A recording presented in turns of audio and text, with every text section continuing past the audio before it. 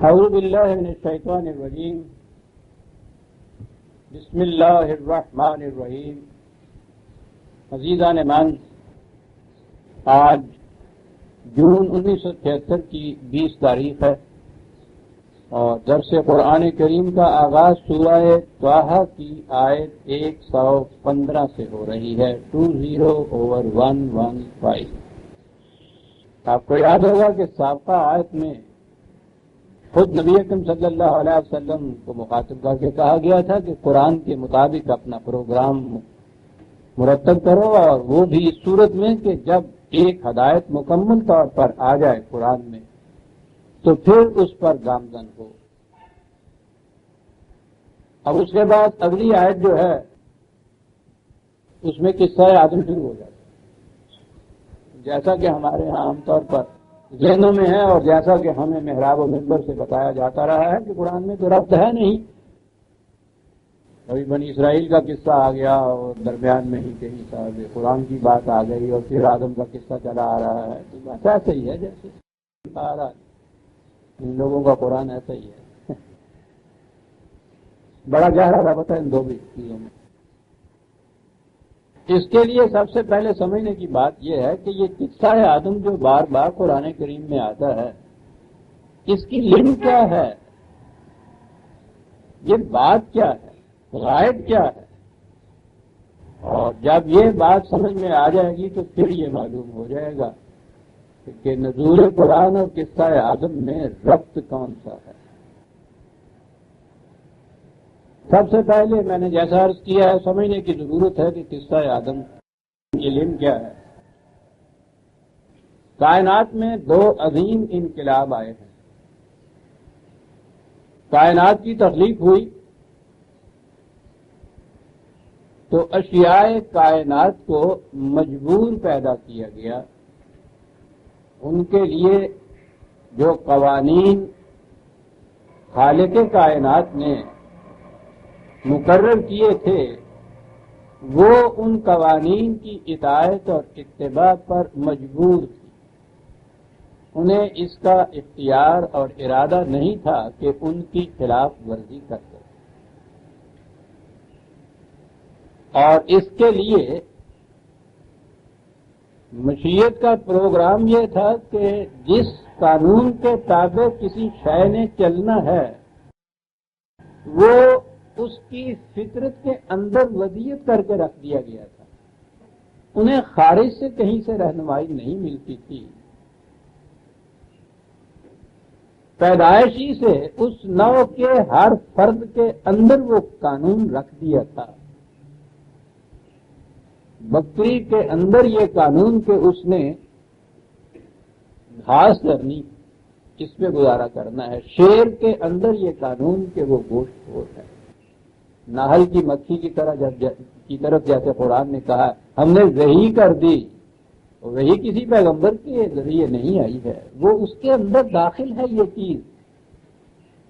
تو کائنات کی ہر شے اس قانون کے تابع چلنے پہ مجبور ہے جو خود اس کے اندر رکھ دیا ہے.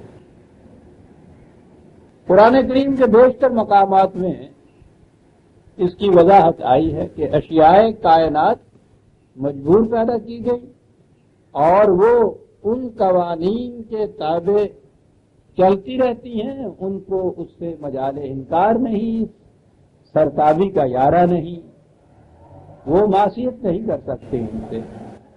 مثلاً ایک دو آیتیں تو سورہ نحل کی آیت 16/48 سے لے لی. یہ پہلی آیت ہے. وہ اولم یروا الی ما خلق اللہ من شیء یتسیع ظلالہ عن الیمین والشمائل سجدا للہ وہم داخرون. کیا انہوں نے کبھی غور نہیں کیا جو کچھ کائنات میں اللہ نے پیدا کیا ہے وہ کس قدر اس کے قانون کے تابع چلنے پر مجبور پیدا کی گئی.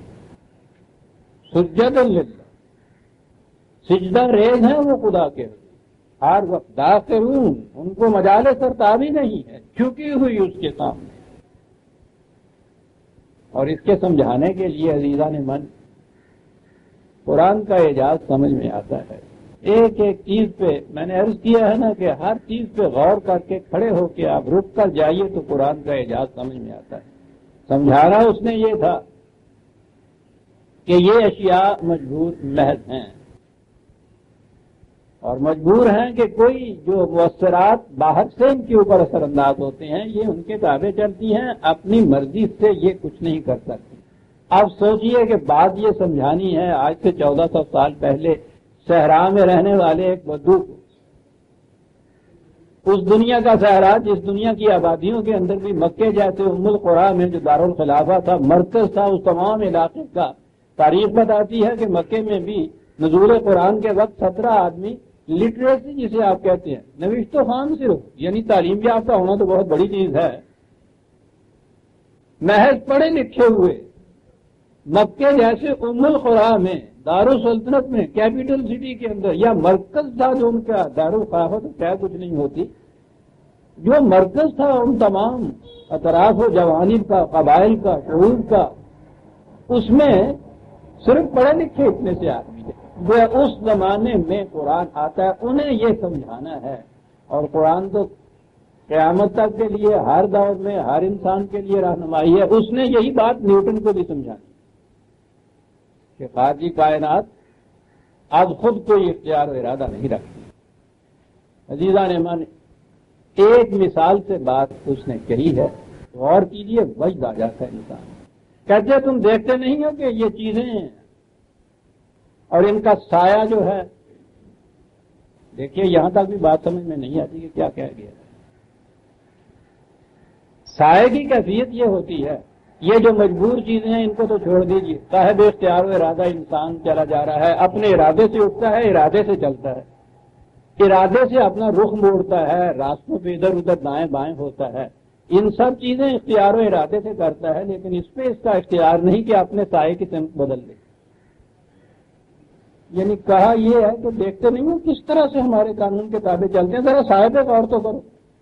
کیا بات، یہ ہے قرآن. عزیزان من، ہے نا بات بدو کی سمجھ میں بھی آئی، اور ہے نا وہ بات جس کی تصدیق و تائید لبی نے بھی کی، اور ہے نا ابدی حقیقت جو کسی دور کے اندر بھی اس میں تبدیلی کی ضرورت نہیں، مثال میں تبدیلی کی ضرورت نہیں ہے. تو صاحب اختیار و ارادہ انسان، اس کی بھی مجبوری کا یہ عالم ہے کہ خارج سے جو شے اس پہ مؤثر ہو رہی ہے، سایہ اس کے تابع چلتا ہے، اس صاحب اختیار و ارادہ کے تابع نہیں چل رہا. یہ مڑتا ہے جدھر جی چاہے، رکتا ہے جہاں جی چاہے، نہ چلنے کو جی چاہے چلے نہیں، سب ٹھیک ہے. لیکن دھوپ میں جب چلتا ہے تو اس پہ اس کو اختیار نہیں ہے، کتنا ہی بڑا ہٹلر کیوں نہ ہو، کہ اپنے سائے کی سمت کو بدل لے. میں کہہ یہ رہا تھا کہ بات اس نے یہ سمجھانی تھی، اتنی سی مثال اس نے یہ دی ہے. ورنہ غور کرو کہ سمجھ میں بات نہیں آتی جب وہ یہ کہتا ہے کہ اللہ کے سامنے غور کرو ان اشیاء کے اوپر کس طرح جھکی ہوئی ہیں قوانین خداوندی کے سامنے، تو بڑی سے بڑی مثالیں دی جا سکتی تھی. چھوٹی سے چھوٹی مثال وہ اس نے دی ہے، اور آپ دیکھیے اس مثال میں کتنی ابدی حقیقت ہے کہ تم دیکھتے نہیں ہو کہ کس طرح سے صاحب اختیار و ارادہ جو شے یا انسان ہے اس کی بھی یہ کیفیت ہے. صاحب کو دیکھو تو صحیح کس طرح وہ اس مؤثر کے تابع چلتا ہے جو خارج سے اس کے اوپر اثر انداز ہوتی ہے. شاید اپنی مرضی سے یہ کچھ نہیں کر سکتا. وَلِلَّهِ يَسْجُدُ مَا فِي السَّمَاوَاتِ وَمَا فِي الْأَرْضِ مِن دَابَّةٍ وَالْمَلَائِكَةُ وَهُمْ لَا يَسْتَكْبِرُونَ. کائنات کی پستیوں اور بلندیوں میں جو شے بھی ہے، ملائکہ، فطرت کی بے جان قوت، دابہ جاندار انسان سے پہلے حیوانات تک، للہ یسجد ہم لا یستکبرون. اس کی استطاعت ہی نہیں ان کے اندر کہ سرتابی نہ کر سکے، استکبار کر سکے، ہو ہی نہیں سکتا. یخافون ربہم من فوقہم، وہ جو غالب خدا ہے اس کے قوانین جو ہیں اس کی خلاف ورزی سے سارے کانپتے ہیں، مجال نہیں ان کو. وَيَفْعَلُونَ مَا يُؤْمَرُونَ. بات یوں ہے جس چیز کا امر کیا گیا ہے، کیا بات ہے یہاں یومرون کی، وہ امر تو وہ شے ہے جو مشیت خداوندی کے تابع کسی شے کے اندر رکھی ہوئی چیز ہوتی ہے. جو کچھ بھی قانون یا امر یا حکم ان کے اندر رکھ دیا گیا ہے یفعلون ما یؤمرون، اس کے مطابق یہ کیے چلے جاتے، کرتے چلے جاتے. یفعلون ما یؤمرون ایک ایک لفظ پہ رکنا پڑتا ہے. یہ آپ کو معلوم ہے جسے ہم عمل کہتے ہیں، اور قرآن کریم نے جہاں بھی انسانوں کے متعلق کہا ہے وہ ایمان اور عمل کہا ہے نا، اعمال کہا ہے نا. عربی زبان میں تو یہ جو فعل ہے اس کے معنی بھی کام ہے، عمل کے معنی بھی کام ہے. ہمارے ہاں تو دونوں کا ترجمہ ایک ہوتا ہے. اعمال و افعال ایک ہی معنی میں استعمال ہوتے ہیں، لیکن عربی میں تو مرادف ہوتے ہی نہیں. وہ تو جنہیں ہم مرادفات کہتے ہیں ان کے اندر بھی ایک ایسا باریک شیڈ ہوتا ہے، وہ زمین آسمان کا فرق پیدا کر دیتا ہے. دیکھیے پھر قرآن کا اعجاز کہ انسانوں کے متعلق جہاں بھی ہے عمل آیا ہوا ہے. ان کے ہاں عمل اور فعل میں فرق یہ ہے، عمومی فرق اسے کہتے ہیں، استثنائی چیزیں اور ہوتی ہیں. عمل کے لیے شرط یہ ہے کہ وہ بالارادہ ہو، حتیٰ کہ جو کام عادتاً کیے جائیں وہ ان کو بھی عمل نہیں کہتے. بالارادہ ہونا اس کا ضروری ہے. اور دوسری شرط یہ ہے کہ التزاماً ہو، مسلسل کیا چلا جائے. ہنگامی کام بھی جو کیا جائے قابل ارادہ کیوں نہ، اس کو بھی عمل نہیں کہتے. جی یوں آتا ہے قرآن سمجھ. سارے قرآن کے اندر اعملوا کہا گیا ہے. یہ سارا کچھ جو آپ مذہب کی دنیا میں رسوم کے تابع، عادات کے تابع، تقلیداً یہ سارا کچھ جو کیے جاتے ہیں، زبان کے اعتبار سے ان کو عمل کہا نہیں جا سکتا.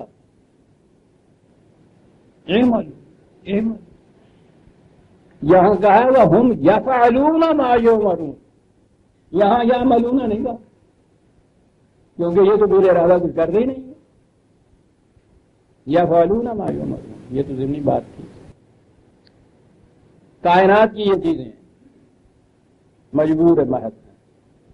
یہ اسی طرح سے سلسلہ چلا آ رہا تھا کہ جیسا میں نے کہا ہے کہ دو انقلاب آئے کائنات میں عظیم، اس کے بعد ایک انقلاب عظیم یہ آیا کہ انہی کے اندر ایک ایسی مخلوق پیدا کی جو ان سب سے بالکل الگ آئی، صاحب اختیار و ارادہ.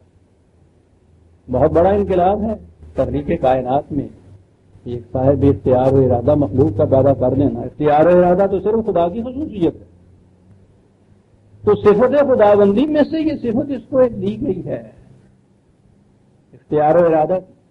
پہلا انقلاب ہے اس کائنات کے اندر. مخلوق کائنات میں ایک ایسی چیز کا اخلاق، یہ میں نے شاید اس کا ریفرنس نہیں دیا، 16/48 49 اور 50 16/48 49 50. ابھی یہ جو آئے تھے میں نے 3 پڑھی ہیں آپ کے سامنے. جی ہاں، ایک ایسی مخلوق پیدا کر دینا، یعنی بالکل اس سے ڈیویشن ڈپارچر ہے نا. پہلی جو روش چلی آ رہی تھی خدا کی کہ ہر شے مضبوط پیدا کی گئی ہے، صاحب ارادہ صرف خدا کی ذات ہے. اس کے بعد ایک مخلوق پیدا کی جا رہی ہے جو صاحب ارادہ ہے. اب اگلی بات قرآن نے کہی کہ صاحب ارادہ ہو اس کو چھوڑ دیا جائے. یہاں جہاں تک تو یہ مجبور مخلوق کے مقابل میں اس کا تعلق ہے وہ ٹھیک ہے، یہ اپنی مرضی کے مطابق ان سے کام لے، وہ اس کے سامنے جھکیں گی. لیکن ایک ایسا مجمع، محفل، قرۂ ارض، وطن، زمین، جہاں ہر شخص صاحب اختیار و ارادہ ہو، ان کو کر دیا جائے اکٹھا، تو پھر سیدھی سی بات ہے نا جو اس کا اثر ہوگا. قرآن کریم نے جہاں عام طور پہ صرف انسان کہا ہے، اس سے مراد ہے وہ انسان، وہ مخلوق جو صاحب اختیار و ارادہ تو ہو لیکن کسی خارج یا خدا کے قانون کے تابع نہ چلے، اپنی مرضی کے مطابق اپنا اختیار و ارادہ استعمال کرے. اس کا نتیجہ کیا ہوتا ہے؟ آپ کو وہ آیت تو ذہن میں ہوگی جسے کہتے ہیں حمل امانت، آسماں بار امانت نہ تمام بات کی، وہ امانت اٹھانے والی آیت جو اب آپ مسلسل درس میں آتے رہتے ہیں، انہیں تو معلوم ہے میں نے اس آیت کے متعلق اس سے پہلے بھی کئی بار سامنے آئی اور یہ چیز بتائی کہ ایک لفظ کے غلط ترجمے سے کس قدر قرآن کی پوری تعلیم الٹ جاتی ہے، اور وہ ہے اس میں سے مثال کے طور پر یہ آیت۔ جن احباب کو پہلے معلوم ہے اس کے لیے تجدید یادداشت ہو جائے گی، لیکن مذہب میں تو بہت سے نئے نئے احباب آتے ہیں، ان کی اطلاع کے لیے ضروری ہوتا ہے کہ آیتیں آئیں تو میں دوبارہ ان کا مفہوم عرض کر دوں۔ یہ آیت جو ہے 33/72 33/72 ہے، آیا ہے حملے امانت جسے ہم کہتے ہیں۔ امانت کی آیت بڑی مشہور آیت ہے، وہ عام ترجمہ جس کا میں نے عرض کیا ہے کہ غلط ترجمے سے کیا بات ہو جاتی ہے۔ اِنَّا عَرَضْنَا الْأَمَانَةَ عَلَى السَّمَاوَاتِ وَالْأَرْضِ وَالْجِبَالِ فَأَبَيْنَ أَن يَحْمِلْنَهَا وَأَشْفَقْنَ مِنْهَا وَحَمَلَهَا الْإِنسَانُ إِنَّهُ كَانَ ظُلُومًا جَهُولًا۔ ترجمہ یہ کیا جاتا ہے کہ ہم نے اپنی امانت کا بوجھ آسمان اس کے سامنے پیش کیا، زمین کے سامنے پیش کیا، پہاڑوں کے سامنے پیش کیا۔ وہ ہر ایک نے ان سے کہا کہ نہ بابا توبہ میری، ہم تو نہیں اس کو اٹھا سکتے، بالکل نہیں اٹھا سکتے۔ یعنی اللہ تعالیٰ لیے پھر رہے ہیں ان سب کے سامنے کہ میاں یہ بوجھ ہے، ذرا میرا ہاتھ بٹا دینا تھوڑا سا۔ اس نے کہا نہ بابا، کہاں چلے گیا بھائی، تو ہی لے لے بھائی، نہ بابا۔ سوچیے تو صحیح ہے، کیا صورت ہے کہ وہ اللہ میاں اس کو لیے پھر رہے ہیں ان چیزوں کے سامنے؟ صاحب ہے نا، تو نہیں صاحب بالکل نہیں، انکار کر دیا انہوں نے۔ اب لیے ہوئے واپس جانا بھی تو اچھا نہیں لگتا، وہاں فرشتے دیکھ رہے ہوں گے نا، بڑی مشکل ہو گئی صاحب۔ تو کوئی انسان تھا چلا جا رہا، اس نے جب دیکھا اس بیچارے کی حالت پہ، میں اس ترجمے کے تابع بات کہہ رہا ہوں، خود نہیں کہہ رہا، اس نے جب دیکھا کہ صورت یہ ہو رہی ہے بڑے میاں کی، تو رحم آیا، کچھ ترسا آیا، کچھ یہ بھی ہوا کہ بڑی بےعزتی خراب ہو رہی ہے۔ اس نے کہا کہ اچھا جی لائیے سر میں اٹھا لیا۔ اس نے اٹھا لیا تو آگے ہونا چاہیے تھا نا کہ وہ کہتا کہ صاحب بڑا شکریہ تمہارا، تم نے بڑا۔ اس نے اٹھا لیا، وہ چلا پیچھے سے کہتا ہے گانا جھولا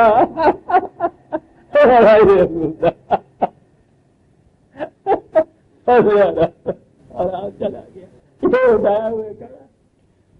وہ جو ہرکلس کا یونان کی اسلامیات میں وہ آتا ہے کہ اس نے اسی طرح سے کیا تو قرائے عرض جو تھا سر کے اوپر لے کے کھڑا ہو گیا، وہ رکھنے والا چلا گیا اور یہ لے کے کھڑا ہے، وہ یہی کانسیپٹ تھا نا اس کا۔ اب یہ لے کے وہ بہت کھڑا ہے، وہ چل گانا ظلمت جھولا بلایا، یا کہا جائے کہ وہ بہت ہی شریف انسان تھا، بڑا ہی ہمدرد انسان تھا، اس نے بہت کرم کیا ہمارے حال پہ، ہم بڑے شکر گزار ہیں اس کے بعد کہا یہ جالا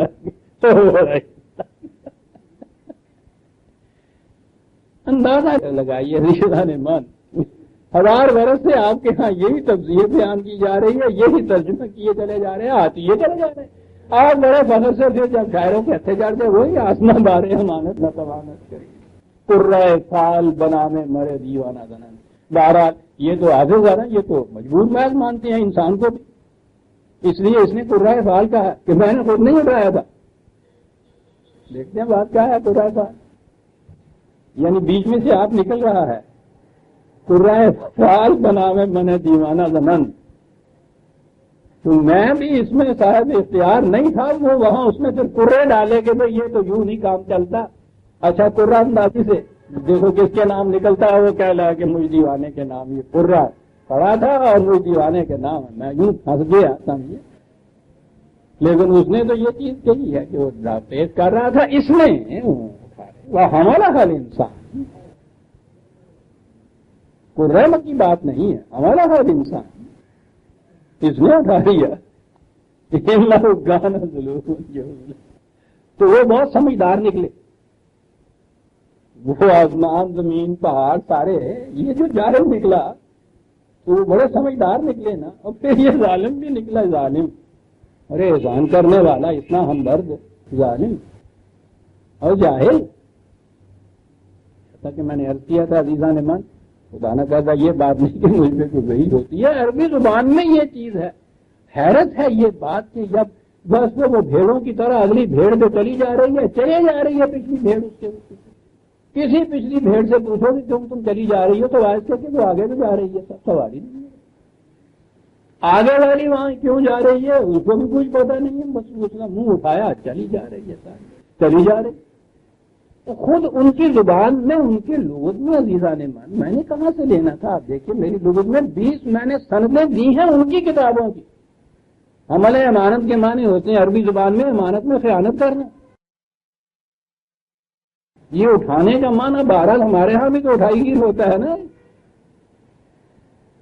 ان کے معنی ہیں حمل امانت کے معنی امانت میں خیانت کرنا۔ بات کتنی واضح ہو گئی کہ یہ جو تھی ذمہ داریوں کا بوجھ، امانت، فرائض، ذمہ داریاں، کائنات کی خارجی کائنات جتنی، کائنات کی خارجی اشیاء جتنی تھی یہ ان کے سامنے پیش ہوئی، ان میں سے کسی نے اس امانت میں خیانت نہیں کی۔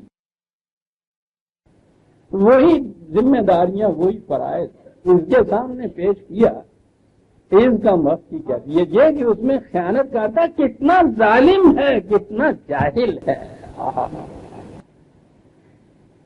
کیا یہ ہے وہ پہلا انقلاب، یہ ایک مخلوق پیدا ہو رہی ہے۔ اب اسے میں نے جیسا کہا ہے اپنے اختیار و ارادے پہ اس کو چھوڑ دیا جائے تو کہا ہے کہ وہ ٹھیک ہے، اس کی مرضی، اپنی مرضی کے تابع کرے گا تو وہ ظالم ہے، جاہل ہے، خیانت کرے گا، اس کے اندر خیانت کرے گا تو کس کا کیا بگاڑ۔ جہالت کی یہ کیفیت، اپنے پاؤں پہ آپ کو لہڑا مار رہا ہے اور سمجھ میں بات نہیں آتی، سمجھتا دوسرے پہ مار رہا ہے۔ ظالم کی کیفیت یہ ہے کہ جس شے تو جہاں ہونا چاہیے وہاں نہ ہو۔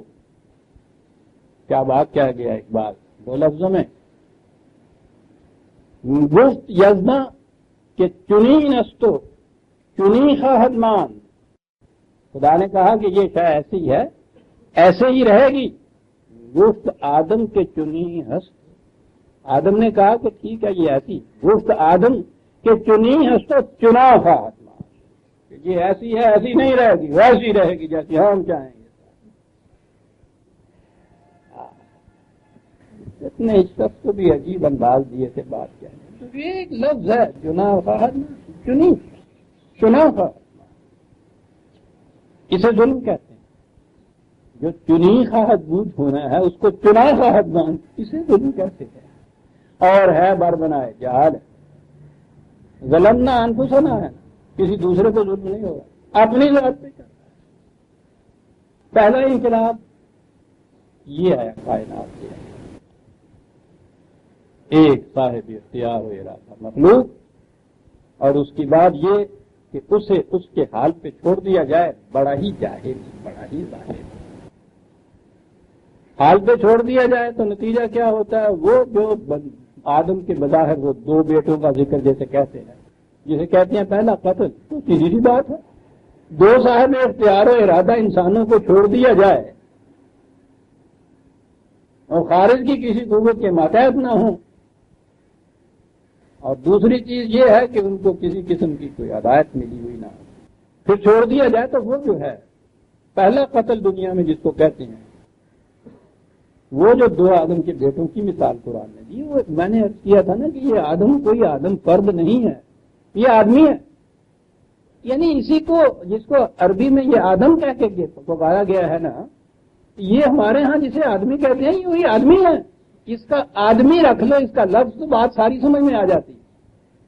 آدمی کے بیٹے تو سیدھی سی بات ہے، کسی ایک فرد کے بیٹے تو نہیں ہے، آدمی کی اولاد ابن آدم سارے بن گئے، بنی آدم ہو گئے، آدم آدمی ہو گئے، آدمی کی بات ہو رہی ہے، کسی آدم کی بات نہیں، بابا آدم نہیں ہے، نہ ہی یہ علیہ السلام ہے،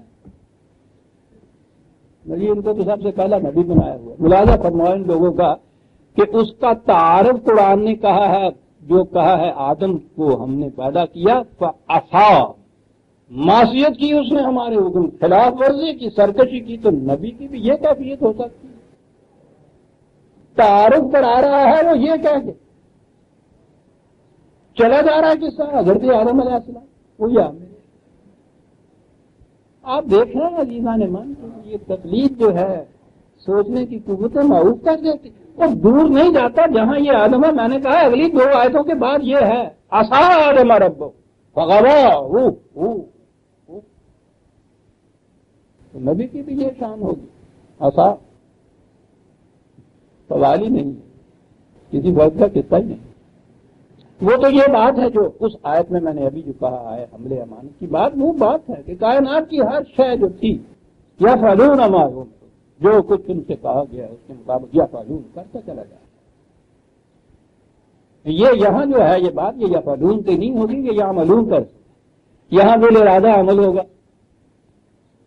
اب یہ انقلاب جو ہے وہ یہ کہ اسے اس طرح اختیار و ارادہ دے کے جو پیدا کیا گیا تو اس کے اندر تو قوانین رکھے نہیں جانے تھے. اگر اندر قانون رکھا جاتا تو پھر تو وہی ہوتا جیسا اشیاء کائنات باقی ہیں، وہ اس کی اطاعت پہ مجبور ہوتا. یہ جو اندر قانون کسی کا رکھا جاتا ہے نا، اسے اس شے کی فطرت کہتے ہیں. اب پھر اگلی آیت لے لیجیے ہمارے ہاں کی، وہی جو 1000 برس سے چلی آ رہی ہے، وہ فطرت اللہ التی فطر الناس علیہ. جی ہاں 30 اور 30 30/30 مشہور ہے. فطرت اللہ التی فطر الناس علیہ، انسانی فطرت تو ایسا آپ کے ہاں مسلمہ ہے، ہر شخص سے بولتا ہے چلا آ رہا. ہیومن نیچر بھی آپ کے ہاں یہی چلی آ رہی ہے، انسانی فطرت. کوئی نہیں سوچتا کہ صاحب اختیار و ارادہ کی فطرت ہو ہی نہیں سکتی. کہتے ہیں نا فطرت بدل نہیں سکتی، تو ٹھیک ہے. تو یہ تو جو جمع بین الضدین یا نقیضین ہوا کہ ایک وہ صاحب اختیار و ارادہ ہوا، پھر وہ صاحب فطرت ہوا. پانی کی فطرت ہے کہ نشیب کی طرف بہے گا، آگ کی فطرت ہے حرارت دے گی، سورج کی فطرت ہے کہ وہ چمکے گا. یہ فطرت اشیاء کی ہوتی ہے. فطرت کہتے ہیں اس قانون کو، اس ہدایت کو، اس رہنمائی کو جو کسی شے کے اندر رکھ دی جائے اور اس کی خلاف ورزی کرنے کی اس میں استطاعت ہی نہ ہو، وہ اس کی فطرت ہوتی ہے. صاحب اختیار و ارادہ کی فطرت ہو ہی نہیں سکتی. فطرت اگر ہوتی انسان کی کوئی تو اس میں اختلاف ہو ہی نہیں سکتا. پہلے دن کی بکری اور آج کی بکری اور ہر دور کی بکری اور بکریاں کروڑوں کٹھی کر دی جائیں، ان میں اختلاف ہی نہیں ہوتا. سب اسی طرح سے گھاس چکتی رہتی ہیں، اسی طرح سے جیتی ہیں، ویسے ہی مرتی ہیں، وہی کی چیز ہوتی ہے. کوئی اختلاف ہی آپس میں نہیں ہوتا. یہاں باپ بیٹا نہیں ملتا آپس میں. کون سی فطرت ہے انسان؟ فطرت یہی ہے نا جو قرآن نے کہا ہے کہ وہ 2 بیٹے تھے اور ذرا سا اختلاف ہوا اور ایک کا خنجر دوسرے کا گلا. یہی فطرت ہے. کبھی کسی بکری نے دوسری بکری کا گلا کاٹا ہے؟ یہ ہے فطرت. اور پھر وہ اس فطرت والے انسانوں کو تو آج ہم دیکھ رہے ہیں نا، یہ جو کچھ دنیا میں ہو رہا ہے اس کے باوجود فطرت صاحب فطرت، انسانی فطرت، ہیومن نیچر صاحب. اور قیامت تو ذرا آگے جا کے آتی ہے. ابھی تو میں فطرت کے اوپر ہی آ رہا ہوں کہ انسان کی فطرت پہلا موال چلا آ رہا ہے آپ کے یہاں. ان لوگوں پہ تو ہمیں افسوس نہیں ہے کہ ان کے یہاں تو رہنمائی نہیں تھی. یہ قرآن کی حامل کون بھی فطرت انسانی یہ چلی آ رہی. تو دیکھ لیے نا اس کی فطرت جو ہے. اور پھر قرآن نے انسان کے متعلق پہلی چیز تو یہ کہی ظلوماً جہولا. فطرت ملازہ فرماؤ، خصیم مبین، عجولا، قدورا، یہ ساری چیزیں جتنی بھی ہیں، خود غرض ہے، لالچی ہے، مفسد ہے، گلا کاٹتا ہے، خونخوار ہے، یہ سارا کچھ بتایا نا انسان کا. یہ بتائی نا انسان کی فطرت. ہاں، اور ملازہ فرماؤ ان کے ہاں فطرت اللہ التی فطر الناس علیہ. خدا نے انسان کو اپنی فطرت سے پیدا کیا ہے. یا اللہ، اور یہ خدا کی فطرت کا مظاہرہ ہو رہا ہے. ظالم ہے، جاہل ہے، عجولہ ہے، قدورہ ہے، سرکش ہے، لالچی ہے، خود غرض ہے، گلے کاٹتا ہے. یہ انسان کی فطرت پہ ہے. فطرت اللہ کو پیدا کیا ہے نا اس نے. یار میرے نام تو بکریاں بنا دیتا چنگا. فطرت اللہ پہ یہ خدا کی فطرت یہ ہے جس کا آئینہ بردار یہ انسان ہے. کسی نے نہیں سوچا, کوئی نہیں سوچتا. وہ سوچنے والا تو کافر ہوتا ہے ان کے نزدیک. کہ کیا کہہ رہے ہیں ہم؟ وہ فطرت انسانی یہی چیز سب سے بڑی غلطی تھی, بنیادی مغالطہ تھا. اور پھر وہ فطرت کو کہتے ہیں فطرت اللہ. کیا کریں, انہوں نے تو مناظرے میں میدان جیتنا تھا نا. ان کے ہاں بائبل میں لکھا ہوا تھا کہ انسان کو خدا نے اپنی صورت پہ پیدا کیا. اچھا جی, اس میں ذرا سا انہوں نے یہ اپنے لیے رکھ لیا پردہ کہ خدا تو کسی کے سامنے آتا نہیں ہے, لہذا جب کہا کہ اس نے اپنی صورت پہ پیدا کیا تو اس کی تردید تو کم از کم نہیں ہو سکتی. تائید اگر نہیں ہو سکتی تو تردید بھی تو نہیں ہو سکتی کہ نہیں صاحب اس کی صورت ایسی تو نہیں ہے. وہ کہتا کیا تم دیکھا ہے وہاں سے, کہ جی دیکھا تو نہیں, تو پھر مانتا کیوں نہیں آتا. یعنی یہاں تک گنجائش تو تھی. اب یہ کیا کرتے یہ مناظر ان سے آگے بڑھ کے کہ جی نہیں صورت نہیں, فطرت اللہ کی قدر اللہ, اس نے اپنی فطرت پہ انسان کو پیدا کیا. سبحان اللہ. اور قرآن میں جو اس نے خود انسان کی یہ چیز بتائی, فطرت انسان کی نہیں, تو انسان جو ہے جسے آپ کہتے ہیں اگر اس کو وحی کی رہنمائی کے تابع نہ چلے تو اس کی کیفیت کیا ہوتی ہے؟ ظلم جھولا یکسو فی الارض یکسفک الدماء. جیسا میں نے کہا بڑا جلد باز, بڑا لالچی, خود غرض, فطورہ, پیٹ نہیں بھرتا اس کا. کیفیت یہ ہے یہ جیسے بھی انسان کو اگر چھوڑ دیا جائے اللہ حال ہی تو جو کچھ وہ کرتا ہے یہ سارا کچھ قرآن نے بتایا. تو یہ فطرت اللہ ہے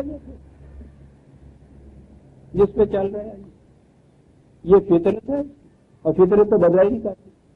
یہ ہوئی انسان کی فطرت. کہا کہ پھر ہم نے انبیاء کو بھیجنا شروع کیا, کہا کے لیے کہ ان کی فطرت بدل دے. تو فطرت کو بدلا نہیں کرتی ہے. معاذ اللہ اس لیے کہ آپ کے یہاں کے جوش اور دہر یہ کہتے ہیں نا کہ یہ کر کے بھی دیکھ لیا نا اللہ میاں نے, بدلی فطرت انسان. انبیاء کا سلسلہ بھیج دیا, فطرت بدل. جن چیزوں کی فطرت ہے ان کی طرف تو کسی نبی کے بھیجنے کی ضرورت ہی نہیں. بکریوں کی طرف تو کوئی نبی نہیں آیا جو کہنے کے لیے آیا ہو کہ بھائی گوشت نہ کھایا کرو حرام ہے, گھاس کھایا کرو تم چرا کرو یہ حلال ہے تمہارے لیے. وہ تو نہیں کہنے کے لیے آیا. کوئی نبی شاید مچھلی کی طرف نہیں آیا. جس کی فطرت میں کوئی شاید ہوتی ہے خارج سے اس کو ضرورت ہی نہیں ہوتی ہدایت کی. ہدایت تو اس کے اندر ہوتی. تو پہلی چیز تو یہ پیدا کی کہ ایک مخلوق صاحب اختیار و ارادہ, اور اس کے بعد پھر جو میں نے کہا انقلاب عظیم. جب یہ بات کہی آدم نے یا کہی ملائکہ نے کہ اس کو اختیار و ارادہ دے کے چھوڑ دیا, اندر اس کے کوئی ہدایت نہیں جسے فطرت کہا جائے, تو پھر کیسے کام کیسے چلے گا؟ کہا چلے گا فَإِمَّا يَأْتِيَنَّكُم مِّنِّي هُدًى فَمَنِ اتَّبَعَ هُدَايَ فَلَا يُضِلُّ وَلَا يَشْقَىٰ. ہم اپنی طرف سے رہنمائی ان کی طرف بھیجا کریں گے انبیاء کے ساتھ, ان کا اختیار و ارادہ سلب نہیں کریں گے. یہ تو کوئی بات نہ ہوئی نا کہ ایک طرف اختیار و ارادہ دیا, دوسری طرف اس کو سلب کر دیا. لا اکراہ فی الدین, بالکل نہیں. لیکن بلا رہنمائی کے چھوڑیں گے نہیں, یہ بھی زیادتی ہوتی ہے. اختیار و ارادہ دیا جاتا ہے اور اس کو راستہ بتایا نہ جاتا. بچے کو پہلے پہل شہر کی طرف بھیج دینا کہ بیٹا جاؤ انارکلی سے یہ چیز لے آؤ, اور اسے یہ نہ بتانا کہ انارکلی کی طرف راستہ کون سا جاتا ہے, تو بڑی زیادتی ہے. یہ اسے تو 1000 بار سمجھایا جاتا ہے, بار بار سمجھایا جاتا ہے, دکھایا جاتا ہے, ایک رہنما دیا جاتا ہے جو چل کے بتائے ساتھ. پہلی دفعہ جب ہو بابا جان کیسے ہو تو وہ کہتا ہے جو بڑے بھائی کے ساتھ چلے جاؤ, یہ تمہیں بتایا جا انارکلی کدھر ہے. اِمَّا يَأْتِيَنَّكُم مِّنِّي هُدًى. اس کے لیے ایک طریقہ یہ ہم نے کیا ہے, اور ہم اپنی طرف سے رہنمائی. اب دیکھیے ڈپارچر ہو گیا اس پہلی سنت اللہ سے جو چلی آ رہی تھی کہ کسی مخلوق کی طرف اپنی طرف سے خارج سے رہنمائی بھیجنے کی ضرورت نہیں پڑی تھی. یہ ایسا صاحب اختیار و ارادہ مخلوق ہوئی, اس کی طرف ہم خارج سے خود رہنمائی بھیجیں گے. رہنمائی بھی بھیجی. دیکھیے اب یہ لطف ہے, رہنمائی خارجی کائنات کی چیزوں کو بھی دی مجبور, رہنمائی اس کو بھی دی, اختیار و ارادہ طلب نہیں کیا ہے. قل الحق من ربکم فمن شاء فلیؤمن فمن شاء فلیکفر. یہ ہے چارٹ بھائی تمہارے لیے، یہ ہے سڑکیں، اس کے اوپر سائن پوسٹ لگا دیے گئے، روشنی دے دی گئی، تمہیں پڑھنا لکھنا سکھا دیا گیا. تمہارا جی چاہے انارکلی کی طرف جاؤ، تمہارا جی چاہے ماڈل ٹاؤن کی طرف چلے جاؤ. سیدھی بات. تم یہ نہیں کہہ سکتے کہ صاحب ہمیں بتایا نہیں گیا تھا کہ انارکلی کی سائڈ کس طرف، بتا دیا. اختیار و ارادہ طلب نہیں کیا. یہ ہے عزیزان من قصہ آدم. پہلا انقلاب، بڑا عظیم انقلاب، بہت بڑا ڈپارچر ہے یہ کائنات کے پروگرام کے اندر، تخلیق کے پروگرام کے اندر جو خدا نے یہ. وہ اگلا انقلاب جو ہے باری تو بہت دیر میں جا کے اس کی آنی ہے، لیکن کیونکہ میں نے 2 انقلاب پہلے کہہ چکا ہوں اس لیے میں عرض کروں کہ یہ سلسلہ رشد و ہدایت ایک انسان کا آ کے پہنچانا اور پھر اس کے اوپر خود کر کے دکھا دینا، سامنے اس کا موجود رہنا، یہ ایک چیز تھی. اس کی ضرورت بھی اس حد تک ہوتی ہے جب تک بچہ نابالغ رہتا ہے. انگلی پکڑ کے چلانے والا، 7 آدمی بھیج کے راستہ دکھانے والا. حتیٰ کہ اس انارکلی کے بازار میں بھی جب بچے کو آپ لے کے جاتے ہیں تو اسے کہتے ہیں بیٹا انگلی پکڑنا، میری یا اس کی انگلی پکڑ کے چلے. انگلی چھوٹ جاتی ہے تو وہ رونے لگ جاتا ہے. ذرا آگے چلا جاتا ہے وہ باپ یا ساتھی جو ہوتا ہے تو وہ بیچارہ بالکل شستر حیران ہو جاتا ہے، چیختا ہے، چلاتا ہے کہ آپ کہاں چلے گئے، میں کدھر جاؤں. نو انسان کو ہدایت تو خارج سے دی لیکن وہ اہل تسولیت میں چلا آ رہا تھا. بچہ تھا، قدم قدم پہ نبی، ہر قوم میں نبی، ہر قریے میں رسول. انگلی پکڑ کے چلا رہے ہیں، ذرا سے ادھر ہوئے پھر وہ اسی طرح سے بہک گیا، پھر آ گیا ایک اس کو پکڑ کے چلانے والا، چلا جا رہا ہے انسان. لیکن جامد تو نہیں ہے انسان، بھیڑ تو نہیں ہے کہ پہلے دن جو پیدا ہوئی آخر تک وہی رہے گا. یہ تو بالغ ہوتا چلا جا رہا تھا. انسانیت ارتقائی منازل طے کرتی ہوئی اوپر آ رہی تھی. بچہ جوان ہوتا چلا جا رہا تھا. عزیزان ایمان وہی بچہ جسے آپ انگلی پکڑ کے دے کے جاتے ہیں اور جب انگلی ٹوٹ جاتی ہے تو وہ رونے لگ جاتا ہے. جب وہ 18-20 سال کا ہو تو انارکلی میں ذرا اس کی انگلی پکڑ کے چل کے دکھائیے، وہ چھوٹا بجن کیا کر رہے ہیں، شرم آ رہی ہے مجھے، لوگ کیا کہیں گے. اب اسے انگلی پکڑ کر چلانے والے کی ضرورت نہ رہی. لیکن ہر دوراہے کے اوپر سائن پوسٹ کی ضرورت تو رہی. اب بھی کتنا ہی بڑا بچہ کیوں نہ ہو جائے، دوراہے کے اوپر اگر سائن پوسٹ نہیں ہے اس کا حشر وہ ہوتا ہے جو گلبرگ میں مکان ڈھونڈنے والے کا ہوتا ہے. اللہ خدا کسی کو یہاں بھیج نہ جائے کہ وہ کسی کا مکان ڈھونڈتا پھرے سارے، یعنی صبح شام کا خدا جھوٹ نہ بلائے. تو یوں چونکہ اسلام ذرا نمایاں سی چیز جگہ ہوتی ہے نا تو وہ چلے آ رہے ہیں پوچھنے کے لیے کہ صاحب یہ بتا دیجیے کون سی چیز بتایا جی، پھر کیسے. یہ ہے 25-20. سیدھی سی بات ہے کہ 26 جو ہے وہ اس کے ساتھ کہیں ہوگا نا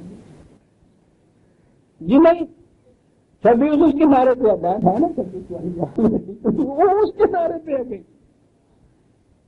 26-20 وہ پوچھ رہا ہے اس کے بعد کہ صاحب یہ نمبر 1 جو ہے بھائی کسی 2 کے ساتھ ہی ہونا چاہیے جی. نہیں آپ حیران ہوں گے، یہ ساتھ والا میرے جو ہے نا یہ 1 بھی ہے کہ یہ 25 ہے، سامنے 31 ہے، 26 ہونا ہے.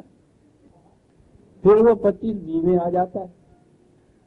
پتا نہیں کہاں سے کترے ساتھ کہ جی پوچھو نہیں 2 گھنٹے ہو گیا مجھے باہر. آج شکر ہے اللہ کا کہ 25-20 میں تو آ گیا.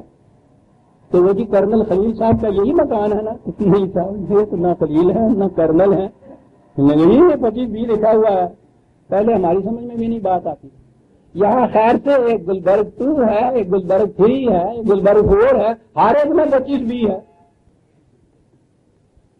لیجیے نکلا کے جھلک وہ تو پردے میں چھپ گئے اور کیا گئے نگاہ سے ڈھونڈا کرے وہی مارو ٹکرا. یہ کیا ہے؟ سائن پوسٹ نہیں لگا رکھے. بالغ ہیں سارے یہ راستہ ڈھونڈنے والے جو پھرتے ہیں عزیزان من، بڑے بڑے پڑھے لکھے سارے، نہیں مل رہا 25 بھی سائن پوسٹ نہیں. تو جہاں یہ صورت پیدا ہوئی کہ 7 انگلی پکڑ کے چلانے والا جو ہے وہ بھی پھر باعث ندامت ہو گیا. وہ بچہ کہتا بھائی جانے دیجیے، ہمیں شرم آتی ہے کیا. اور پھر ضرورت بھی نہیں ہے بچی کو کہتے روز ہم کہتے ہیں بیٹا نارکلی سے یہ لیتے ہیں نا، سوال ہی نہیں ہے. لیکن اس کی ضرورت ہے کہ گلبرگ نہ بنا دیا جائے. جب انسانیت بچہ طفولیت سے آگے بڑھ کے بلوغت تک پہنچ گیا، انسانیت جوان ہو گئی، وہاں یہ کہا کہ لیجئے ہم نے پرماننٹ سائن پوسٹ ہر دوراہے کے اوپر لگا دیا، لا تبدیل لکلمات اللہ، ان سائن پوسٹ میں کوئی تبدیلی نہیں ہوگی۔ صاحب دیکھیے نا، لگا تو دیے تھے انہوں نے بھی، وہ ایک ٹرک آیا وہ باہر کا سائن پوسٹ دیکھ دے تھوڑا ہوا پیا ہے، یہ کیا ہوا؟ ادھر کا سائن پوسٹ ہے، بارش آ گئی ہے، وہ پوسٹ تو موجود ہے، دھل گیا اوپر سے، کہا کہ نہیں، نحن نزلنا الذکر وإنا لہ لحافظون، ہم نے یہ سائن پوسٹ کھڑے کیے ہیں، قیامت تک ہم اس کے محافظ ہیں، نہ یہ بجھ سکتے ہیں نہ گر سکتے ہیں۔ اور اس کے بعد کہا کہ اب انگلی پکڑ کر آنے والے کی ضرورت نہیں رہی، تمہیں ندامت ہوگی، بچہ جوان ہو گیا ہے۔ شرف انسانیت کا یہ تقاضا تھا کہ جہاں ختم نبوت ہو جاتی ہے۔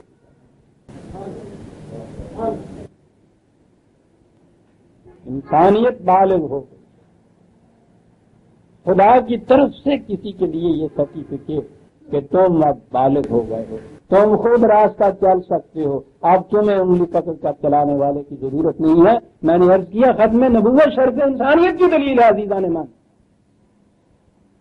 اس کے بعد یہ عقیدے رکھنا کہ صاحب معمول میں اللہ جو ہیں وہ آتے رہیں گے، کچھ بھی نام ان کا کیوں نہ رکھ لو، باپ نہ صحیح چچا ہی آئے، چچا نہ آئے بڑا بھائی آئے، یعنی یہی ہے نا جو مجدد اور امام اور یہ سب کچھ بنا رہے، چلو جی نبی نہیں جی کیوں آ رہا ہے، سوال ہی نہیں پیدا ہوتا عزیزان من۔ وہ انقلاب عظیم اس کے خلاف ہے یہ عقیدہ، اس کے بعد کہ انگلی پکڑ کے چلانے والا پھر بھی آئے گا۔ شرف انسانیت کی تسلیم ہے، شکریہ، جسے اس نے بالغ قرار دیا ہے وہ اس کے باوجود کہتا ہے کہ نہیں جی ہم تو بچے ہی ہیں، ابھی تک تو نہیں چلے گا۔ وہ لکھنؤ کے شہزادوں کی جو انائیں ان کو گود میں اٹھائے پھرتی تھی، 16 سال کے بھی ہو جاتے تھے، وہ چل ہی نہیں سکتے تھے۔ یہ جس قدر بھی یہ اس قسم کے سہارے والوں کا اعتقاد رکھنے والے ہیں، یہ وہ لکھنؤ کے شہزادے ہیں جو اناؤں کی گودوں کے اندر پلے ہوئے ہیں، جنہوں نے اپنے قدم کے اوپر وہ چلنا ہی نہیں سیکھا ہوا، وہ اس قدر اس کو صاحب شرف بالغ قرار دیتا ہے۔ یہ اس کے باوجود اپنے آپ کو بچہ کہتا ہے کہ جی نہیں صاحب ہمیں تو ساتھ لے جائے گا، چلیں گے صاحب، ہم تو ایسے نہیں جا سکتے صاحب، ہم تو ایسے نہیں جا سکتے صاحب۔ ارے وہ تو نہیں ہے تب کیا، وہ ہم کھڑے ہیں انتظار کر رہے ہیں، آئے گا ہم چلیں گے نہیں ہے، آئے گا تو سارے بابے آئے ہوئے آ گئے نا، کبھی کوئی قادیاں کی کبھی کوئی ایران نیچے لے جا رہے ہیں، کسی پہ غار کیمپ پر کسی خرگاہ کے اندر چلے جا رہے ہیں، تو ہوگا ہی وہی ایسے بچے کا، کسی بچے کو چھوڑ کے دیکھ لیجیے، راستہ آپ نہ چلے، راہ پہ کھڑا رو رہا ہو، کیا انتظار کر رہا ہوں کسی ساتھ چلنے والے، میرے بیٹو ٹھیک ہے میں دیتا ہوں صاحب، اس کو کافی بھی دے گا، سمجھ لیے، عقیدت مندی کا رومال بھی اس کے نام پہ رکھے، سنگے سے تھوڑی بہت ہوش ہے، ابھی تک تھوڑا بہت ہوش ہے، وہ بھی ختم کر، یہ دے گا لے جائے گا، پھر اس کو خرگاہ ہوگا۔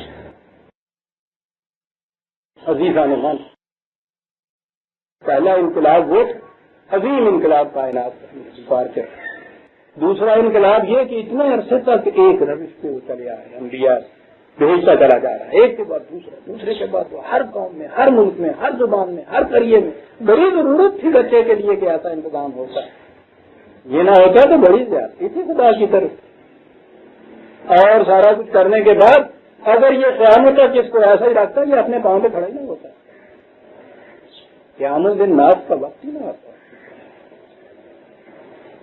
انسانیت کھڑے ہونے کے قابل ہو گئی، بالغ ہو گیا ہے بچہ، بالغ ہونے کے بعد بھی اگر وہ سلسلہ جاری رکھتا شرف انسانیت سے آری ہو جاتا یہ بچہ، وہاں آنے کے بعد یہ کہہ دیا کہ اب جس کے بعد انگلی پکڑ کے چلانے والا کوئی نہیں آئے گا، یہ ہے تمہارے یہاں کا راستہ، یہ ہے سائن پوسٹ پہ لگے ہوئے، لو فمن شاء فلیؤمن فمن شاء فلیکفر، یہ کہتے ہیں نہیں تھا فمن شاء والی بات، ہم اپنے ارادے سے اپنے اختیار سے راستہ نہیں چلیں، کوئی آئے گا بتانے والا تو پھر ہی چلیں گے، نہیں آ رہا تو میں نے کہا کہ انتظار کر رہے، دنیا کی ساری قومیں اپنے آپ کو اسی طرح سے انہوں نے بچہ سمجھا، اور ان میں سے ہر ایک دوراہے پہ کھڑا ہوا انتظار کر رہا ہے، ویدک کے ہندو کلنکی اوتار کا انتظار کر رہے ہیں. وہ کہتے ہیں کہ آخری دور جو کل یگ کے بعد آئے گا قیامت، اس میں وہ آئے گا. بدھ مت والے ایک آخری متیہ کا انتظار کر رہے ہیں، آخر میں وہ آئے گا، کھڑے ہیں دوائے پہ. جین مت والے ایک دگمبر کا آخری انتظار کر رہے ہیں کہ آئے گا وہ. یہ مجوسی بارسی جسے کہتے ہیں وہ نصرہ کا انتظار کر رہے ہیں، اور نصرہ تو وہی عیسائیوں کا مسیح ہے، وہ کہتے ہیں آسمان پہ گیا ہوا ہے، وہاں سے آئے گا. عجیب بات آپ کو ایک بتا دوں، ان کے ہاں کا عقیدہ یہ تھا، ان کے ہاں 2-3 فرقے تھے. ایک فرقہ تو یہ تھا کہ وہ اسی شکل میں جو گیا ہے ویسے ہی نازل ہوگا آسمان سے، ان کا مصرا. دوسرا ان کا فرقہ تھا، اس نے کہا کہ وہ اسی شکل میں وہ نہیں آئے گا، اس کا بروز آئے گا. یہ لفظ ان کے ہاں کا جو مرزا نے لیا. یہ مجوسی عقیدہ ہے کسی کے بروز کا یا اوتار کا یا حلول کا، وہ نہ بلکہ وہ اس کا بروز کی مثل. ان کے ہاں عقیدہ. بہرحال وہ بھی انتظار میں کھڑے ہیں کہ وہ آئے گا. یہودی انتظار میں ایک آنے والے مسیح آئے. جو مسیح کو مانتے ہیں انہوں نے ماننے کے باوجود اس کو بھیج دیا آگے کہ نہیں صاحب ہم انتظار میں کیوں نہ رہیں، آپ ابا جان کچھ دنوں کے لیے تشریف لے جائیے کہیں، ورنہ یہ لوگ کہیں گے خدا یہ باقی سارے سے ان کا تو آنے والا ہے، آنے والا کوئی نہیں آئے گا، تو آگے پچھا کوئی نہیں آئے گا، چھوٹا نا چنگا پلا جا نہ لے سی نا، انہوں نے کہا تر جا پھر بنا آ کے کتے تھی ابا جی کتے چلے جاؤ. کتنے چلے جا میں انہوں نے کہا آسمان سے چلے جا، زمین پہ کھان لگ کوئی لگتی. معاذ اللہ معاذ اللہ معاذ اللہ، ان کے یہاں کی باتیں نہ کریں. وہ بھی کھڑا ہوگا انتظار کرنے کے لیے. وہ تو جس نے آگے یہ کہا کہ انسانیت بالغ ہو گئی، اب کسی انگلی پکڑنے والے کی ضرورت نہیں. لہذا اب میں جو جا رہا ہوں یہ کتاب مقدس محفوظ مکمل لا تبدیل لکلمات اللہ تمت کلمۃ ربک، محفوظ چیز جو ہے یہ میں لیے چلا جا رہا ہوں صاحب. اور اس کے بعد اب تم کسی آنے والے کا انتظار نہ کرو. یہ کہہ کے جانے والا اس کو تعلیم دی گئی، یہ بھی کھڑے ہیں انتظار کے اندر. وہ تو کسی ایک کا ہی انتظار کر رہے تو ڈبل کا انتظار کر دیتا ہے، یہ بھی کھڑے ہیں اس انتظار کے اندر. عزیز عالمان، نتیجہ اس کا یہ جتنے انتظار کرنے والی قومیں ہیں عمل سے لگانا ہو جاتی ہیں. مرد اب غیر برو آمدو کارے دیتے وہ ہے آنے والا وہ چڑھا کے لے کے جائے گا. یہ جو بھی انتظار کر رہا ہے رہنما کا وہ کبھی ایک قدم نہیں خود اٹھا سکتا. ساری قومیں جو انتظار کر رہی ہیں جامد ہو کے کھڑی ہیں اپنے اپنے مکان پہ. جتنی قومیں آگے کھڑی ہوئی ہیں دنیا میں وہ سب وہ ہیں. یہ چھوڑ دیجیے کہ انہوں نے مذہب چھوڑا تو دین بھی چھوڑا، پچھا ہی ختم کر دیا انہوں نے، لیکن بہرحال انتظار میں نہیں رہے. چل تو پڑے صحیح، وہ غلط راستوں پہ ہی چل پڑے، چل تو پڑے. کیا کریں؟ تیرا پتہ نہ پائیں تو لاچار کیا کریں؟ انہوں نے یہ کہا کہ اس کھڑے رہنے سے انتظار کرنے سے رونے سے تو اچھا چل تو پڑو. بہرحال غلط راستہ ہی صحیح راستہ کبھی مل ہی جائے گا. یہ ساری دنیا جو مذہب کو چھوڑ کے جو چلی ہوئی ہے بہرحال چلنے والی تو ہے. اور قرآن نے کہا کہ یاد رکھو بیٹھا رہنے والا کبھی چلنے والے کے برابر ہی نہیں کرتا ہے، غلط ہی چلے. تو بڑی صحیح بات کہہ گیا ہے انہوں نے، وہ دوست میں بات صحیح بھی کہا جاتا ہے. کوشش بےہودہ بے از خفتگی، غلط کوشش ہی صحیح بہرحال سونے سے تو اچھی ہوتا ہے. جتنی انتظار والی قومیں سب سوئی ہوئی، ان کو جاگنے کی ضرورت ہی نہیں. ہو رہے ہیں اور اس کے بعد یہ کہ جب وہ آئے گا وہ خود اٹھا دے گا، چل پڑیں گے. اس کے بغیر تو ہم نے چلنا ہے نہیں، تو جاگیں کاہے کے لیے، چلیں کاہے کے لیے. اس مقام کے اوپر مذہب پرست قوم آج ہو جاتی ہے، جینا نے من کرے مقاصد زندگی میں ایک قدم آگے نہیں اٹھاتی ہے، راہ کرتی نہیں ہے. تو راستہ ہی کہتی ہے میں نہیں پتا، وہ آئے گا بتانے والا. اور تماشا وہ ہے آگے جو آتا ہے. ان میں سے ہر ایک یہ عقیدہ ہے کہ وہ آخر میں آ کے وہ آئے گا، دنیا کے آخری حصے میں لنکی اتار آئے گا، اور وہ ہر ایک آ کے ان کا جو مذہب ہے اس کو غالب کرے گا باقی مذاہب پہ. تو آپ ذرا نقشہ ذہن میں رکھیے کہ ویدک دھرم والا کلنکی اتار وہ آئے گا ویدک دھرم کو غالب کرنے کے لیے. بدھوں کا متیہ آئے گا بدھ مت کو غالب کرنے کے لیے، جن کو ان کلنکی اتار والوں نے نکال باہر کیا ہوا ہے. جینیوں کا آئے گا، جینیوں کو غالب کرنے کے لیے جن کا بدھ مت کا آپس میں اتنا ٹکراؤ ہوتا ہے۔ مجوسیوں کا آئے گا، وہ اس کو مجوسیوں کے مذہب کو ان تمام کے اوپر غالب کرنے والا۔ یہودیوں کا آئے گا، یہودیت کو غالب کرنے والا۔ عیسائیوں کا آئے گا، عیسائیت کو غالب کرنے والا۔ آپ کا آنے والا آئے گا، اسلام کو غالب کرنے والا۔ سارے یہ اکٹھے ہو جائیں گے ایک ہی جگہ وقت میں۔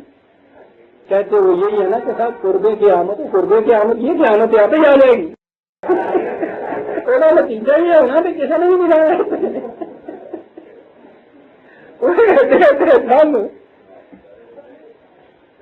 سارے اکٹھے ہو جائیں، انہوں نے کرنا ہوگا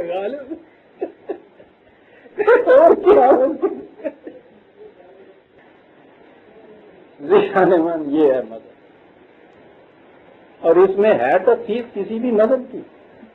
جب کسی کے متعلق مذہب آپ کہہ دیجیے، وہ ایک ہی مقام کو ہوتا ہے، اس کے ہاں نام یا الفاظ سے بدلے ہوئے ہوتے ہیں۔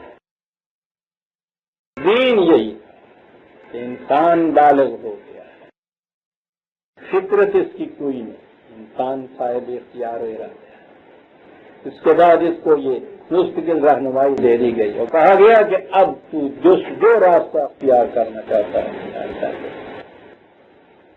یہ ٹھیک ہے، غلطیاں بھی یہ کرے گا، غلط راستے بھی چلے گا، لیکن اس کا وہ جو شرف ہے انسانیت کا، اس سے تو یہ محروم نہیں کیا جائے گا۔ اور یہاں سے میں نے یہ کہا، اب بات سمجھ میں آئی کہ پچھلی آیت میں یہ جو تھا کہ قرآن کے مطابق پروگرام اپنا متعین کرو، اور اگلی آیت میں کہا کہ وَلَقَدْ عَهِدْنَا إِلَىٰ آدَمَ مِنْ قَبْلُ فَنَسِيَ فَلَمْ نَجِدْ عَزْمًا۔ کیا رابطہ دونوں کے اندر؟ تمہیں پتا ہے قرآن کی ضرورت کیوں پڑی تھی؟ اس کے لیے ذرا قصہ آدم کو سامنے لاؤ۔ صاحب اختیار و ارادہ مخلوق پیدا ہوئی، اس کی فطرت کوئی نہیں، اس کے اندر نہیں تھی رہنمائی، خارج سے رہنمائی دی جانی تھی، رہنمائی دیتے چلے گئے، وہی رہنمائی اب تمہارے پاس آئی ہے۔ دیکھ رہے ہیں آپ کہ اس قرآن کی نزول کی آیت اور قصہ آدم کی آیت کے اندر کتنا بڑا گہرا رابطہ۔ وہ ابتدا کے لیے تھا، یہ انتہا کے لیے، کڑی تو وہی ایک ہی ہے، بات تو وہیں سے شروع کی ہے۔ انسان کا صاحب اختیار و ارادہ ہونا، وہی کی رہنمائی کی، انبیاء کی ضرورت ہی اس لیے پڑی۔ تو یہ ہے لِلْعَزِيزَانِ مَنْ قصہ آدم کی۔ وَلَقَدْ عَهِدْنَا إِلَىٰ آدَمَ مِنْ قَبْلُ فَنَسِيَ وَلَمْ نَجِدْ لَهُ عَزْمًا۔ کہتا ہے کہ آدمی کی سرگزشت ملاحظہ فرمائی، رہنمائی بھی اس کو ہم نے دی، اس نے اس کو قبول بھی کر لیا، عہد بھی لے لیا کہ ٹھیک ہے۔ یہ وہ لوگ ہیں ہماری طرف ہیں، ہم اس آدم کی اولاد ہیں کہ جنہوں نے عہد کیا تھا تو ٹھیک ہے، قبول کر لیا تھا اس کے بعد۔ نسیہ یہ عام اس کے معنی تو بھول جانا کیا کرتے ہیں، لیکن بھول جانا تو معصیت نہیں ہوتی، یہ اتنا بڑا جرم نہیں ہوتا۔ معصیت تو ہوتی ہے بالارادہ کسی کی خلاف ورزی کا، نہیں مانتے ہم یہ چیز جو چنی نس کو چنا تھا۔ یہ لفظ نسیہ جو عربی زبان کا ہے، اس کے معنی صرف بھول جانا نہیں ہوتا، اس کے معنی کسی چیز کا ترک کر دینا نہیں ہوتا، پیچھے پھینک دینا نہیں ہوتا۔ اب یہ کہ یہاں یہ معنی نسیہ کے بھلا دینا نہیں ہے، بھول جانا نہیں ہے، اس کے معنی ہے عمدن اس کو ترک کر دینا، معصیت کرنا، انکار کر دینا، سرکشی کرنا۔ کیسے ہوا؟ دو ہی آیتیں آگے ہیں، عصا آدم و ربہ۔ تو نسیہ کا تو خود قرآن نے تفسیر عصا کہہ کے کر دی کہ یہ معصیت۔ ترک دو طرح سے ہو سکتی، کوئی چیز بھول جانے سے بھی ہو سکتی ہے، ارادے سے اس کو چھوڑ دینے سے بھی وہ ہو سکتی ہے۔ عصا کہہ کے یہ بات کہہ دی کہ یہ بھول جانا نہیں تھا۔ بھول جانا ایک ایسی لفظ ہے جسے قرآن نے لمم کہا ہے۔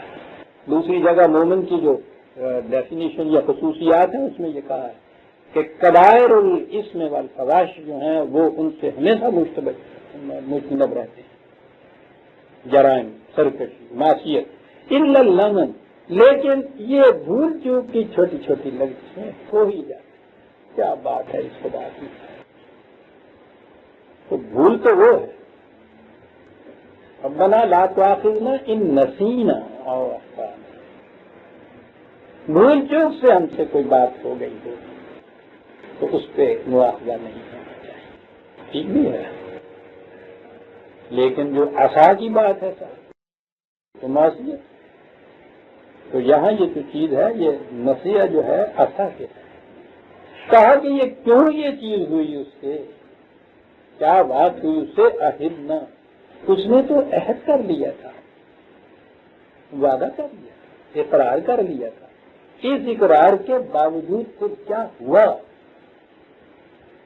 وَلَمْ نَجِدْ لَهُ عَزْمًا، اس میں عزم نہیں تھا.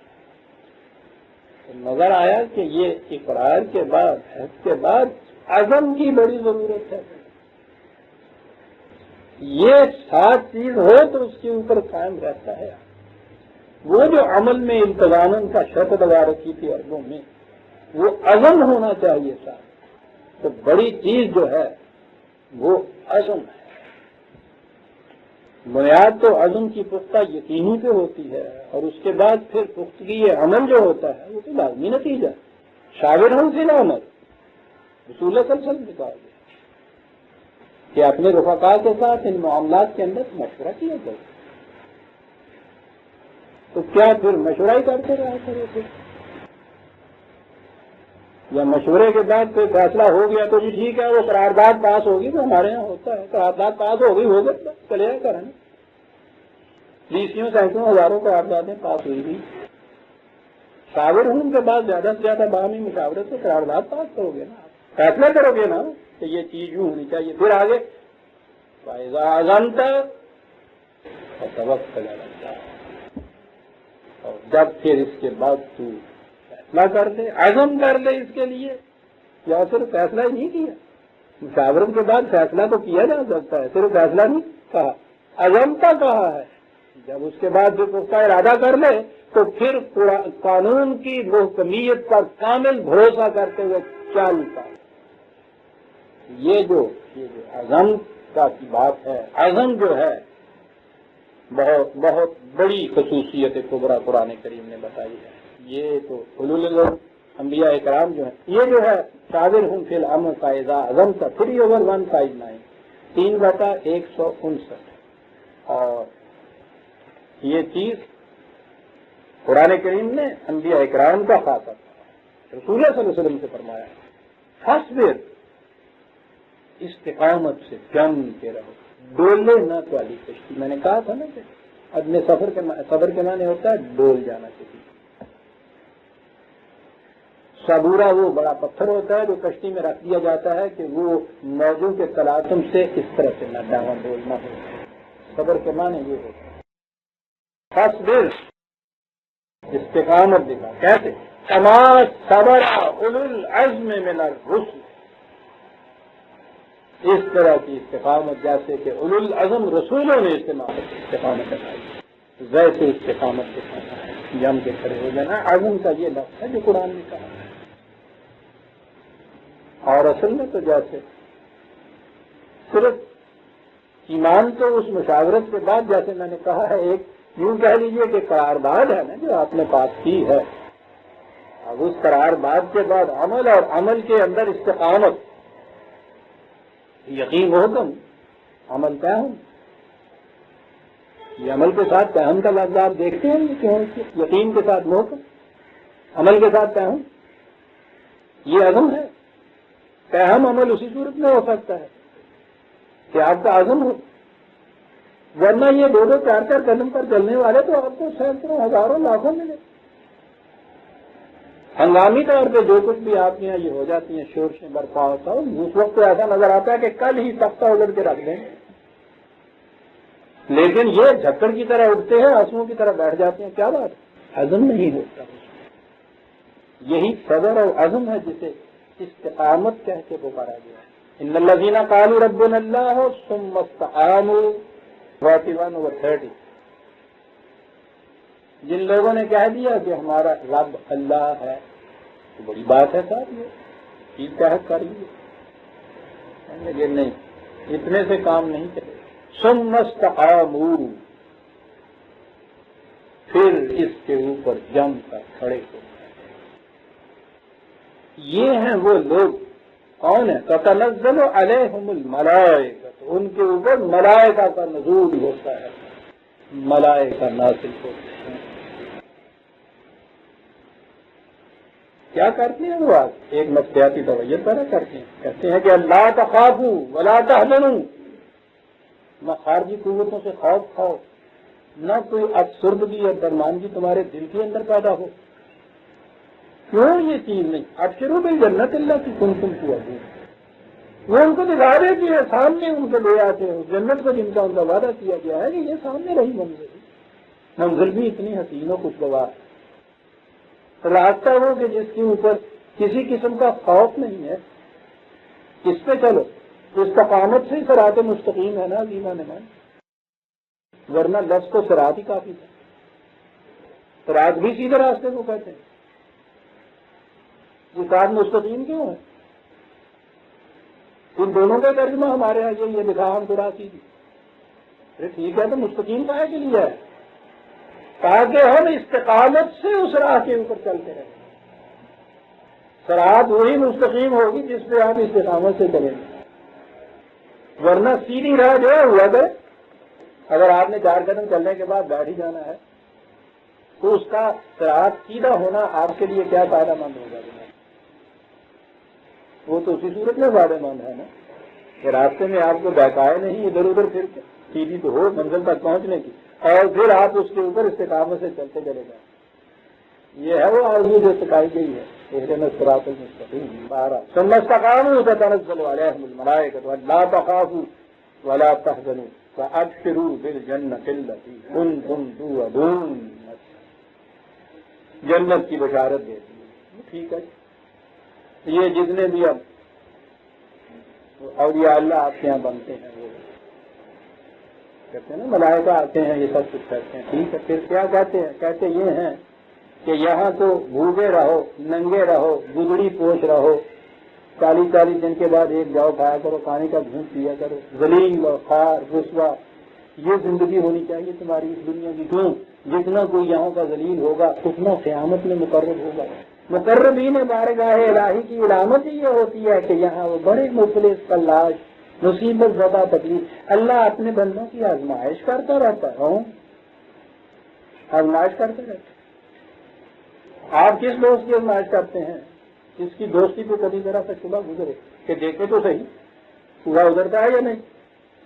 تو اس کے ذمہ آپ کوئی کام ایسا لگا دیتے ہیں نا ذرا سخت کا خبر آزما کا کہ دیکھتے ہیں.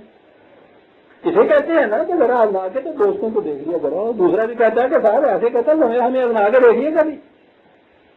جس دوست کی دوست پہ یقین ہوتا ہے اسے کہا جاتا ہے کہ آپ کو آزمانا، آپ کی ساری زندگی آزمائی ہوئی ہمارے سامنے. اللہ اپنے مقرر بندوں کو آزماتا رہتا ہے. ایویں گودڑی پہن کے آگے نہیں ہے، ایویں بھی چندر ہے نا بھی کچھ.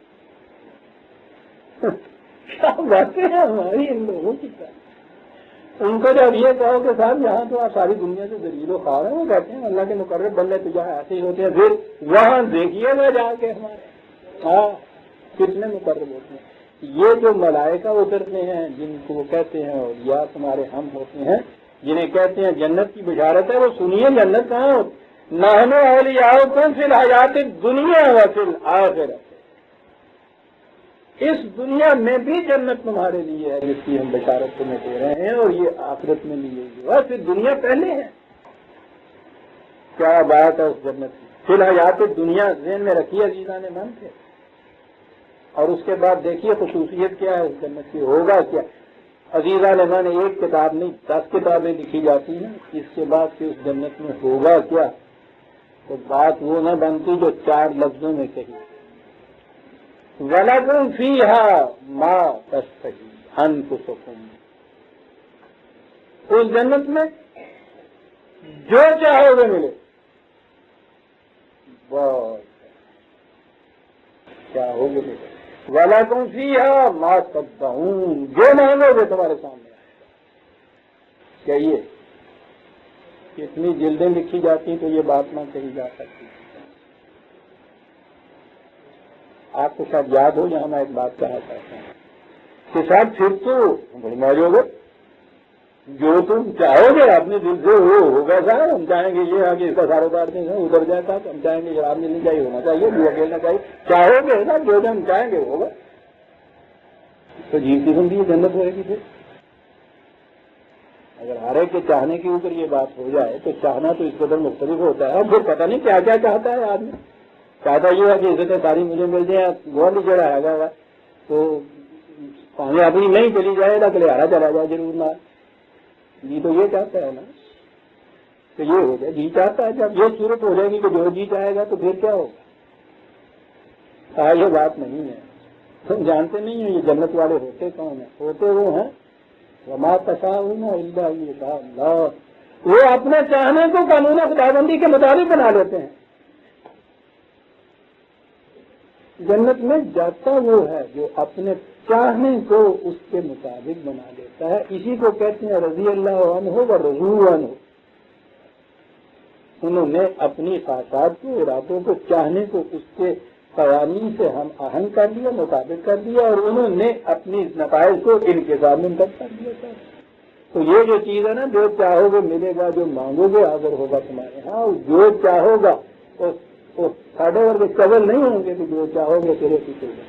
وہ چاہنے والے وہ ہوں گے جنت کے جنہوں نے اپنا چاہنا اس کی مرضی کے تابع کر رکھا ہوا ہے. اس کی قانون کے تابع، مرضی نہیں بغض ہی نہیں، اس کے قانون کے تابع کر دیا.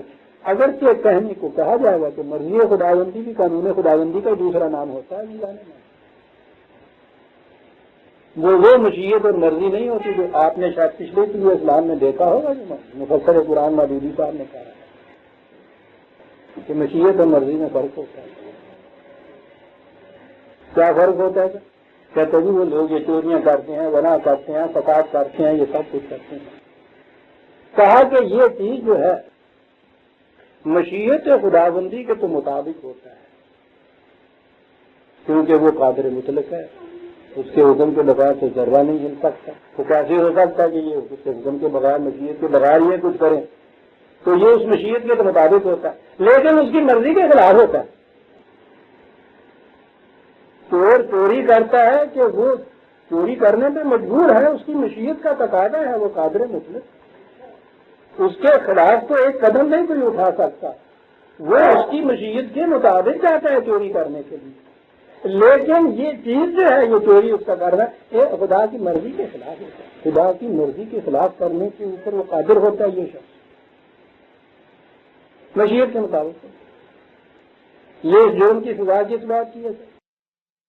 میری مرضی کے خلاف کیوں کیا؟ جناب کی مشیت کے مطابق کیا. سیدھی بات.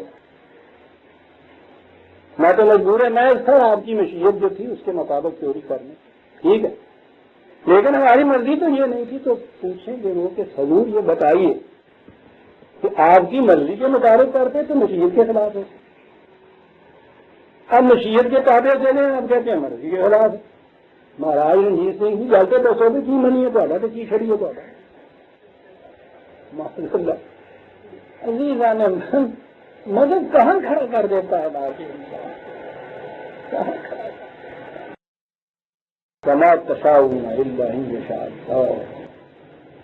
جنت کا مستحق وہ ہوتا ہے جو اپنی خواہشات آرزوؤں ارادوں کو قانون خداوندی کے قالب کی اس کے قابل. لہذا یہ ہوگی جنت جس میں یہ لوگ ہوں گے.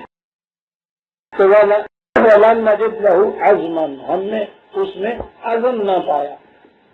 عہد تو کر لیتا ہے، عزم نہیں ہوتا. پھر پڑھ دوں تو پیسا بھی ناراض ہو جائے گے. ارادے باندھتا ہوں، باندھ کر دل توڑ دیتا ہوں. کیوں توڑ دیتا ہوں؟ کہیں ایسا نہ ہو جائے، کہیں ایسا نہ ہو جائے. بڑا ہو گئے یا وہ پیدا کے بعد وہ ریاض کو زیادہ تیز جاتا ہے، یہ تیز نہیں جاتا. جانے نہ توبہ شکن توبہ میری جام شکن، سامنے ڈھیر ہے ٹوٹے ہوئے پیمانوں کا. توبہ نہ ہوتی تو ایک پیالہ کافی تھا جو پہلے دن سے ہمیں ٹوٹا ہی ہوں گا. ٹھیک ہے، تو ڈھیر کا سوال ہی نہیں ہے، ٹوٹا کیوں؟ توبہ آئی توڑ دیا، چھوڑ دیتا. اس کے بعد پھر عزم نہیں ہے، پھر وہ پیالہ لے آئی. پھر اس کے بعد وہی اس پہ بھی عزم نہیں ہے. ارے کفر کی عمر تو عزم بات ہے نہیں، اس میں بھی توبہ آئی. اس کے بعد توڑا، پھر پھینک دیا.